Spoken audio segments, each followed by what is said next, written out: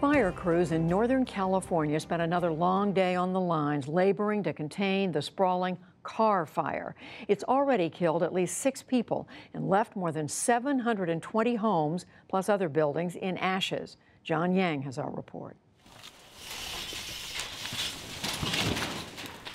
It's California's largest and deadliest fire in a season that's been relentless. But today, some hopeful news. Authorities around Redding lifted evacuation orders for some 38,000 people who'd been forced to flee. Jeremy Siegel with PBS station KQED has been reporting from the fire scene. Most of the areas where evacuations were lifted are fairly concentrated. They're an area that's far enough from where firefighters have been able to build containment lines around the fire that fire officials and local authorities are confident that with current wind conditions, there is not a chance that the fire has potential to spread into that area. The Carr Fire started small a week ago. Then on Thursday, surging winds turned it into an inferno, sweeping through Shasta and Keswick and into western subdivisions of Redding, a city of 92,000 people. The wind had come up to 50 miles an hour or more, and there was just all kinds of debris flying around in the air and hot embers and hot leaves coming down all over the yard. I figured I better get out of here. More than 3,000 firefighters battled the blaze in bone-dry conditions and triple-digit heat.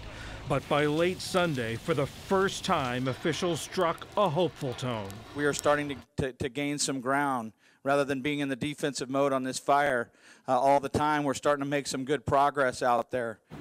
Hundreds of homes are now in ashes, and some people will return to find entire neighborhoods gone. Many others whose homes survived don't even know when they'll be allowed back. We were checking to see if we could get back into our house, and they told us that they don't know when they'll be opening up the roads. There are also questions about who was warned and when. Ed Bledsoe lost his wife and 2 great-grandchildren in the fire. He says there was no warning. If I'd had any kind of warning, I'd have never, ever left my family in that house. I was talking to my little grandson on the phone. He's saying, "Grandpa, please, you got to come and help us. The fire's at the back door." I said, I'm right by you, honey. Just hold on. Grandpa's coming.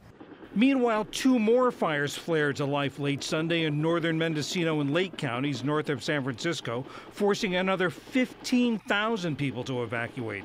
Yet another big fire has forced a rare closure of Yosemite National Park until this Friday. They're among a total of 17 fires burning across the state.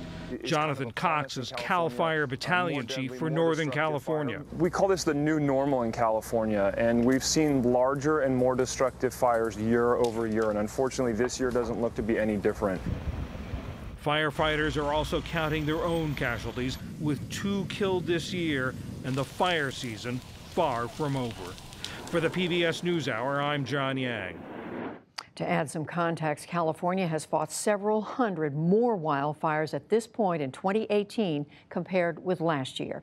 The Carr Fire is now among the 10 most destructive wildfires in the state's history.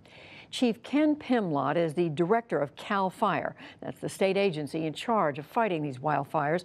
He gave me an update on the latest challenges for firefighters.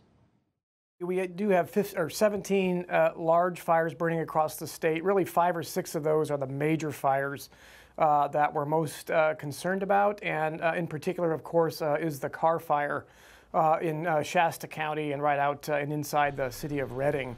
That fire today is almost 100,000 acres and 20% contained. It's spreading to the west, to the north, and to the south. Fortunately, firefighters have done an amazing job of stopping the fire inside the city of Redding, so there hasn't been any additional progress inside the city itself. But it continues to be a large fire and far from out of the woods.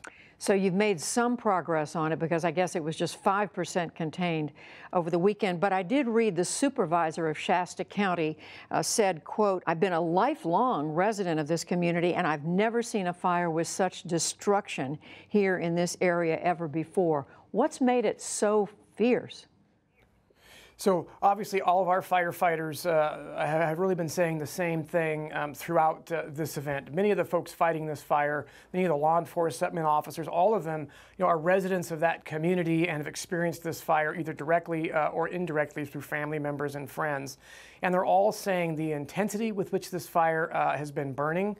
In particular, late last week, what's nothing more than a tornado ripped through the west end of Redding and really carried miles of fire in a swirling motion, uprooted trees, uprooted vehicles, and tore roofs off of houses. And the conditions are extreme. As a matter of fact, quoting one of my division chiefs, he says that extreme isn't even the right word to describe the kinds of conditions we're seeing, not only in Shasta County, but on all of these fires burning in California. Well, we heard that grandfather in Redding who lost family members saying he never would have left his family had he had any idea. Was there no warning?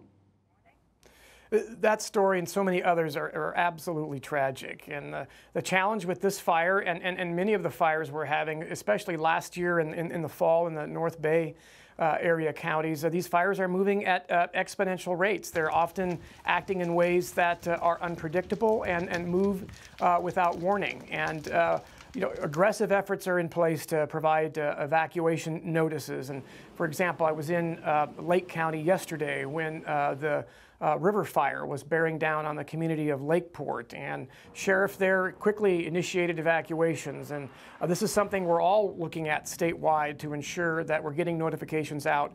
But it really depends, again, on residents when they hear the notification or they know that the fire's in their community to ensure they're heeding evacuation warnings and safely leaving a fire area early. And do you have the resources, the firefighters and the resources you need in the state of California right now?